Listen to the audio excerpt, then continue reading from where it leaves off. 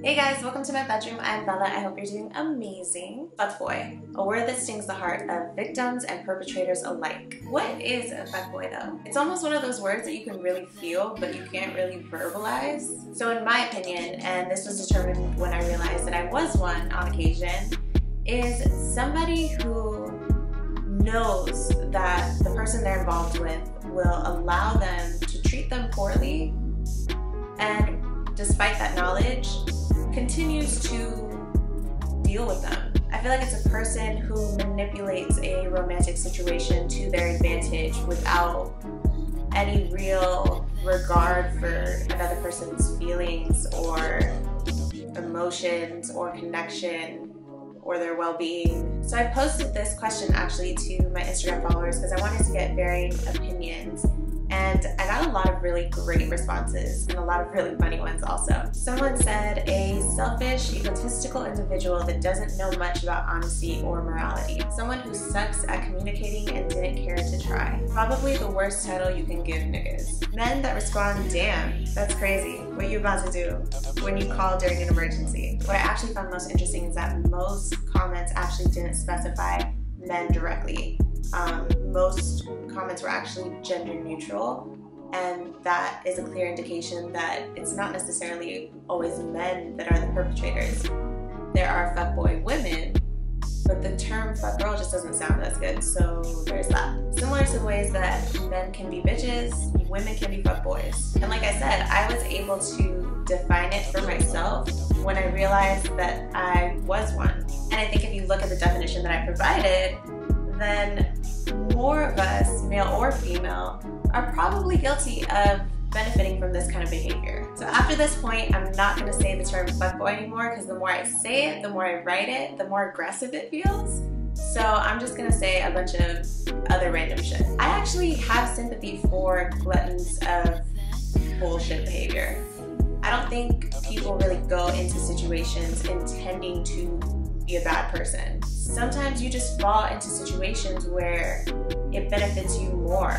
And usually it's the result of, the other person liking you or being more interested in your dynamic than you are. That can happen over time. That can happen immediately. That person oftentimes will support and feed your bad behavior, but that doesn't make it right. So that's why I think this episode is both a lesson in learning how to avoid those people and not be one of them people. In my experience as a victim and a perpetrator, you can literally tell the other person how you really feel and be very blunt. Like, I'm just not interested in you like that. I don't like you.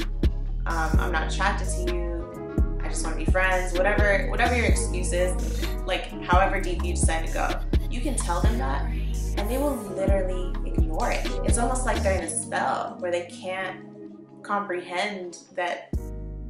No, sometimes it's like they don't believe you, like they think they can change you. And sometimes it's really sad. They would rather have a piece of you than none of you. But it's the knowledge of that that makes you a fuckboy if you decide to proceed with these interactions. If you can step back and reflect on a relationship, any relationship in your life, and say, am I benefiting from this more than the other person? If you can sit there and honestly say, wow, I am benefiting from this person so much without really any effort, or I don't really care about this person, like they're cool, but I don't really care about this person outside of how they make me feel and what they do for me, or I'm with them because why not? Ladies, this one might sound familiar. I know he'll take me out to eat. Other than that, like he tries me, but no. If you can say that and you proceed with the behavior, that's when you're fucked up. I guess in non-urban culture, it would kind of be like that movie, He's Just Not That Into You, for those of you that have seen it. It's that kind of behavior. It's Samantha in Sex and the City sometimes. It's Lawrence on Insecure. In both instances where I felt like I was in the wrong and acting like a human tornado, I knew what I can get from each person without any commitment or any type of effort or investment on my part. One, it was dinner, and the other was getting head. I got it. It was nice. I was definitely benefiting more, and I didn't have to put in effort, really. And in both instances, I felt like these people had stronger feelings for me than I had for them. And I know this because they had actually told me or tried to be more affectionate with me than I was comfortable with, because I didn't share those feelings. And the thing about trash people is that words don't always match the actions. They may actually take a really bold approach and tell you how they feel directly. You know, tell you no directly, tell you they don't want more very directly. But their actions oftentimes say different. They'll hit you up, they'll ask you about your day, they'll come over, they'll, you know, want to spend time with you, want to share with you. In extreme cases, tell you everything that you want to hear. In essence, they're giving you mixed signals. And it's stuff like that that allows somebody to maintain the ruse for a longer period of time. It creates this tension that makes you want more, and it makes you really happy when you receive anything.